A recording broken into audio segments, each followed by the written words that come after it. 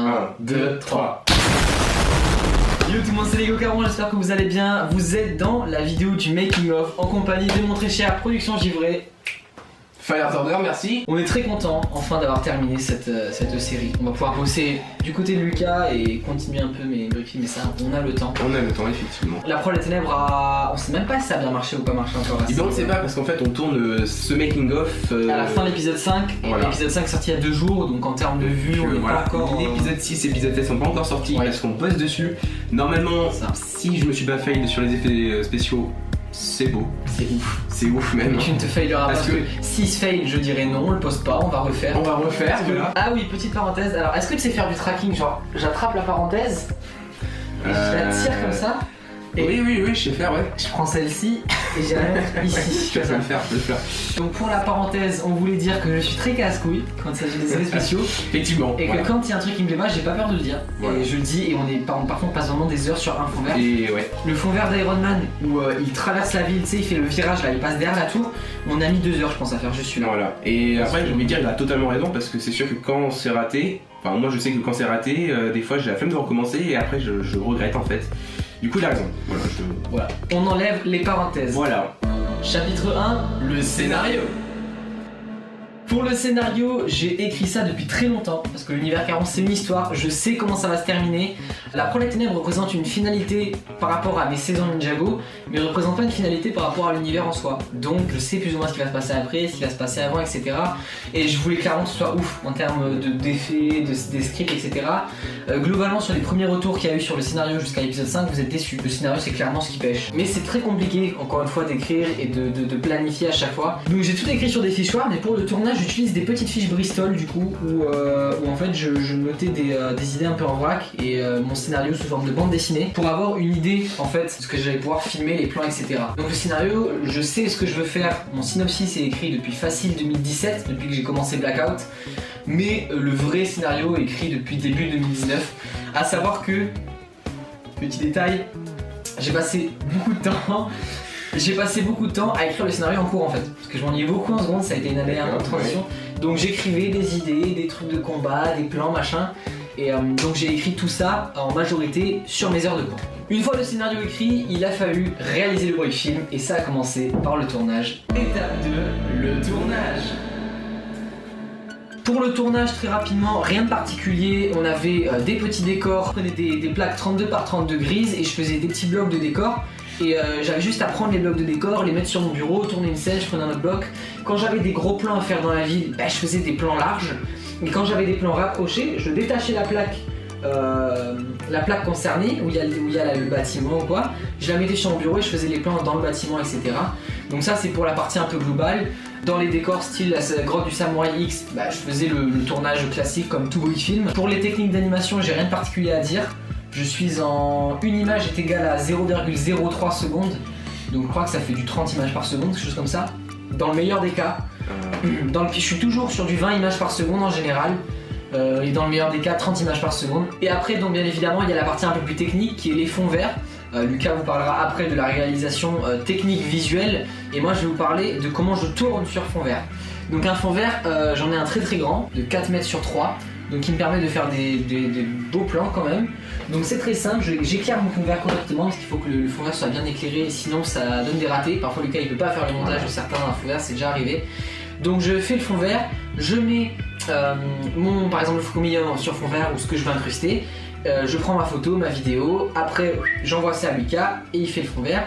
Et parfois je fais ce qu'on appelle des grosses conneries, comme par exemple faire un fond vert avec Lloyd. Et le problème c'est que Lloyd est vert, donc du coup il s'incruste aussi. Ce qui donne par exemple lieu à cette scène où on le voit pas trop, mais si on regarde bien on le voit, Lloyd a été incrusté. Donc sur Lloyd on voit les nuages qui passent dans la navette, c'est assez sympathique. Alors je voudrais juste rajouter, à un moment on voit Lloyd vraiment vert avec un ciel bleu, oui. Et Lloyd n'est pas incrusté. Alors ce que j'ai fait, c'est que j'ai en fait détouré tout le vaisseau avec Lloyd, ce qui est, excuse-moi, je veux dire, 122 points, il a 122 fait, points. Du coup, le point, c'est vraiment des points en fait. Un point est égal à une précision en plus, c'est-à-dire que plus je mets de points, plus c'est précis, et ce qui fait que du coup ça se verra moins que j'ai détouré. Et voilà, du coup j'ai dû prendre 122 points. Alors oui, dit comme ça, c'est pas beaucoup, mais il faut quand même être un minimum précis. Et du coup j'ai donc dû détourer tout le fond vert pour incruster que le fond et pas l'oïd. Voilà, donc ça arrive pas souvent, mais quand ça arrive, c'est un peu embêtant. Mais bon, j'en veux pas à Julien parce que bon, c'est pas un professionnel, et puis moi non plus, hein, de toute façon. Donc, mais ça arrive qu'une fois, ça par contre. Ça arrive, ouais. Quelques fois, ouais, peut-être une autre fois, mais bon, comme on voit pas beaucoup. Et que c'est rare, ben voilà, du coup. Donc c'est pour ça que l'œil est très net sur l'image détourée et qu'il est moins net sur les autres. Ensuite, une fois que j'ai tourné ces fonds verts, ou que globalement, même j'ai tourné une scène et que je veux rajouter un effet dessus, j'envoie ça à Lucas, ce qui nous amène à la troisième étape, les effets. Ah, je veux dire. Tu sais quoi, les fonds verts effets. Non, ça veut rien dire, mais. Alors du coup, quand Julien il m'envoie les fonds verts, donc souvent on se les envoie par mail ou même parfois sur YouTube, je les télécharge parce que c'est plus rapide. Je vais sur mon application et du coup je fais les fonds verts. Donc pour prendre les fonds verts c'est simple, donc je prends l'effet incrustateur pour ceux qui s'y connaissent, je vais pas trop détailler et ensuite je règle les 2-3 fautes que Julien a fait. C'est ça. Parce que c'est pas parfait, voilà bien sûr. Pour faire un fond vert, ça dépend de ce qu'il y a à faire dans le fond vert. Voilà, si par exemple il y a une grosse explosion, ça va prendre plus de temps que si je dois faire voler un petit vaisseau. Avant chaque fond vert, Julien me donne une petite liste de tout ce que je dois faire en fait. C'est pas forcément des choses que je dois respecter vraiment à la lettre parce que si parfois je sais qu'il y a un fond vert, il m'a demandé de mettre des nuages qui bougent, si les nuages bougent pas trop, Julien va me dire c'est pas grave, ça passe quand même, voilà. Donc c'est pas toujours obligatoire que je respecte vraiment à la lettre. C'est des lignes à suivre. Voilà. C'est une direction à prendre plus qu'une indication précise. Voilà. Après, si je veux que l'explosion soit verte, elle sera verte. Elle sera pas bleue. Tu peux continuer. Je peux, voilà. Par exemple, je vais vous prendre un fond vert qui m'a quand même pris pas mal de temps et qui était assez compliqué. C'est-à-dire que Iron Man en fait fonçait vers la tour de Blackout pour tourner. Et ce fond vert, donc je l'ai fait aussi avec des points. Voilà, les points qui sont un peu moins nombreux sur ce fond vert. Petite info, c'est pas des points de détourage, c'est des points de mouvement, de direction. Oui. Ça n'a rien à voir avec les points de détourage. Point de détourage, c'est pour isoler une zone, un cache, une partie de l'image. Un point de mouvement, c'est pour donner un chemin. C'est comme les trains, ils ont des rails. Bah en fait, l'idée, c'est de créer un rail pour qu'après, l'image qu'on donne un mouvement à une image. Enfin, vous voyez avec les images. Donc voilà, donc là, c'était des points de direction, enfin de suivi, de mouvement, voilà. Et en gros, je devais faire tourner Iron Man derrière la tour. Et du coup le problème c'est que comme c'est pas une image en 3D et que c'était une image en 2D, je pouvais pas forcément le faire tourner derrière la tour, et donc pour qu'il ait l'effet qui soit derrière la tour, j'ai dû mettre un cache devant la tour pour qu'au moment où il passe derrière, on a l'impression qu'il passe justement derrière, qu'on ne le voie plus tout simplement. Même cache qui a été utilisé pour l'explosion quand la navette atterrit dans Ninjago City, où il a placé un cache sur le bâtiment, et là on a galéré. Pourquoi ? Parce que le bâtiment il est pas droit en fait, il est un peu penché, voilà. Donc fallait régler la... En fait il y avait un petit problème en fonction du sol, parce que sur les plaques Lego il y a des petites pointes, et ce qui fait qu'il y a une pointe qui dépassait, et du coup ce qui m'empêchait de mettre le cache bien droit. Du coup j'ai dû à peu près redimensionner le cache, mais voilà, on a quand même réussi. Et c'est vrai qu'on avait pris quand même, je me rappelle, un bon quart d'heure pour juste pour le cache. Ouais. Juste pour le cache, voilà. Donc c'était assez compliqué, surtout que le cache, en plus j'avais un petit bug, il se déformait à chaque fois, donc voilà, c'était un peu chiant. Oui, voilà, on peut le dire, et voilà, c'était assez compliqué. Globalement, de façon générale, quand on travaille avec Lucas, on fait des appels Instagram et en gouttes. Donc on a chacun nos écrans. Par exemple, je commençais le montage d'un épisode, et je lui envoyais tous les effets des épisodes. Et à chaque fois, dès qu'il m'envoyait un effet, je pouvais monter la scène, etc. Donc en fait, on complétait vraiment nos travaux. Pendant que je faisais du tournage, lui, toi tu bossais sur ta série, voilà, ou tu bossais sur des fonds verts, etc. Donc c'est super bien parce que du coup, en une journée ou en une après-midi, on peut faire l'équivalent d'un travail de 3 jours si on devait le faire tout seul. Voilà, donc on se complète et on est bien plus productif. Une fois les effets réalisés, il y a bien évidemment le montage global, comme je viens de dire. Étape 4, le montage. Donc pour le montage, il y en a beaucoup qui me demandent quel logiciel de montage j'utilise. Je vais le révéler enfin. J'utilise Sony Vegas Pro pour BG, non je déconne.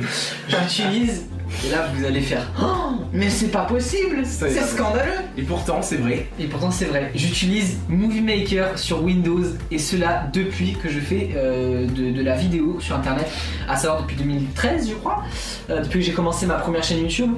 Et j'ai toujours utilisé Movie Maker. Pourquoi ? Parce que en fait ça m'embêtait de partir à zéro sur un nouveau logiciel de montage, tout réapprendre, même si c'est ce qu'il faut faire pour évoluer. Et si je veux développer plus de choses, va bien falloir que j'apprenne à utiliser d'autres logiciels. Mais c'est chiant, et en fait surtout je me suis dit, une fois, je me rappelle, je devais avoir 11 ans, j'ai pris une vidéo que j'ai tournée, c'était moi dans ma chambre qui jouais de la guitare. Et je me suis dit, je vais prendre cette vidéo et je vais tester toutes les fonctionnalités du logiciel pour voir à quoi ça sert en fait. Et en fait, j'ai appris à maîtriser ce logiciel, mais sur le bout des doigts. C'est-à-dire que je connais que ce logiciel, mais je le connais par cœur. Je suis incollable. J'arrive à te faire des trucs avec ce logiciel. La preuve, j'arrive à faire de super briefings. Ouais, ouais. Enfin, de ce qu'on m'a dit. Oui. J'arrive à faire des briefings corrects en tout cas avec un logiciel très simple, très basique. Donc ça suffit largement pour débuter en fait. Il suffit juste de bien apprendre à le maîtriser. Et honnêtement, c'est pas très compliqué. Donc pour tout ce qui est montage, c'est très simple. Movie Maker, il y a une piste visuelle. Non, c'est même pas une piste, il y a l'image, l'image, la vidéo. Il y a une piste pour la musique, une piste pour les bruitages et une piste pour la voix, pour les doublages. Le doublage. Voilà. Et donc je mets toutes ces pistes là, j'utilise un micro UMB1 Blackbird, je crois c'est, et je le poste sur YouTube. Donc voilà, une fois que les épisodes sont postés sur YouTube, j'attends et puis je ressors vos commentaires. Et puis on arrive donc à la 5e étape, les retours. Donc les retours ont été positifs, rien d'exceptionnel. J'ai vu que la note moyenne pour l'instant des gens dans les commentaires c'était quelque chose autour de 14 sur 20. Donc c'est bien, mais je sais que quand j'ai reçu des 19 pour Cahiers dans Star Wars, je me dis voilà. Mais je pense clairement que les épisodes d'après vont être vraiment bien et que ça va tout envoyer. Et donc pour cette deuxième partie du making of, on va maintenant vous montrer. Donc ça sera, cette partie du making of va être tournée du coup plusieurs jours plus tard, plusieurs semaines plus tard. Les 2 derniers épisodes, à savoir l'épisode 6 et 7 de La Proie des Ténèbres. Donc on se retrouve dans quelques semaines, à savoir dans 3, 2, 1...